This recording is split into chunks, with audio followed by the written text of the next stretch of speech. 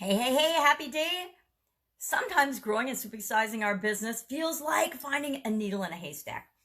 You know, that impossible search, feeling like we're just beating our head against the wall. There's those days when you just want to give up and you want to quit because you feel like you're not making any progress or any effort. But I guarantee you are. Sometimes it's the days that we feel like we're just doing the same old thing over and over again that we're actually making the right progress. We're making the most progress. The might is a combination between most and might. I don't know. Or we're actually making progress, even though we don't always feel like it. Now, sometimes you're not making progress and you're screwing stuff up, and then you just course correct and move in the direction you want to go. Now, the expression finding a needle in a haystack has been with us human beings since at least the 1500s. That is a long time, a very, very long time. And any expression, any saying, any words, any thoughts, feelings, beliefs that we've had for centuries are bound to impact us as human beings, the human race. Even if we don't think things like that are impacting us, they are, because culturally we have been exposed to them repeatedly. Now, I have often felt like things that I'm doing are like finding a needle in a haystack. I think back to my younger days when I wore contact lenses, and of course, inevitably, I would drop a contact lens always when I'm in a super duper hurry and have to find it. I remember actually taking apart the pipes in my bathroom in an apartment I was living in because I was going on a date and I only had one pair of contacts. So I actually dropped one of my contacts down the drain, had to take the pipes apart. I did find it. And then when I got home from my date, I had to put the plumbing back together again. That's probably my worst needle in a haystack remembrance.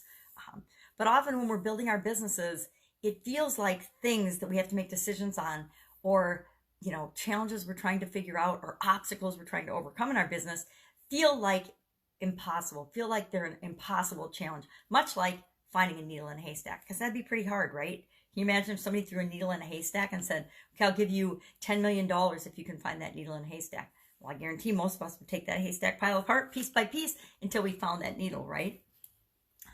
It's the same thing with our businesses and our life. Sometimes the decisions that we need to make, it's not like they're finding a needle in a haystack or impossible. It's that we're faced with too many choices and too many options. Nowadays, we're inundated with information and options and possibilities, more so than any time in history. So it's important to have a decision-making tool or a strategy for sorting through and narrowing down your focus of your choices and the possibilities of what you want to do.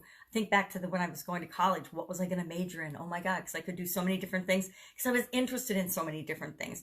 And it was really, really hard for me. I think I changed my major like 12 times before I finally settled in on engineering and management and things. And again, there's so many people influencing our decisions, and that is one of the most important things about our decision making and our choices.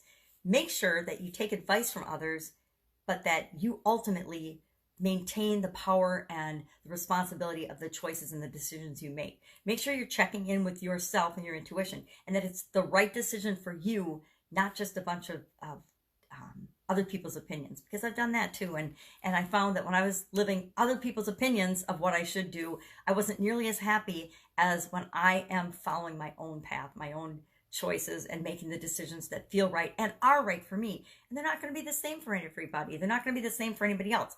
My family gives me a hard time all the time because the decisions and the choices that I make for myself aren't right for them, but I'm not living their life, right? I'm living my life. So make sure that you have a way of narrowing down the possible choices. When I went to college, there were lots and lots of choices for women. I mean, back then even.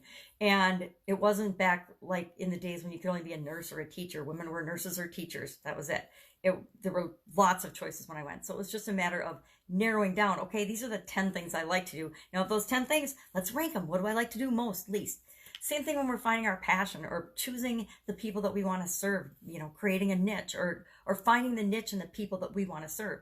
There's infinite possibilities, but if we pick the one that feels right for us, the group that we most want to work with and serve, everything becomes easy. And once we decide that, all of our other decisions fall into place. It's like when you pick the big goal and you really define what you want your business to look like, all of your decisions become much easier because you're always asking yourself, does this move me toward my goal or away from my goal?